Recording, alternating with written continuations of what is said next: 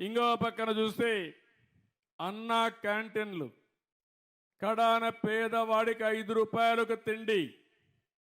ఉదయం కానీ మధ్యాహ్నం కానీ సాయంత్రం కానీ ఎవరైతే ఇంట్లో వస్తలేదో, ఎక్కడన్నా బయట పోయి ఉద్యోగం చేస్తా ఉండి కూలి పని చేసుకుంటే నేరుగా అన్నా క్యాంటీన్కి పోతే 5 రూపాయలకే భోజనం పెట్టే కార్యక్రమానికి శ్రీకారం చుట్టాం. ప్రతి నియోజకవర్గానికి ఒక అన్నా క్యాంటీన్ ఉంటుంది.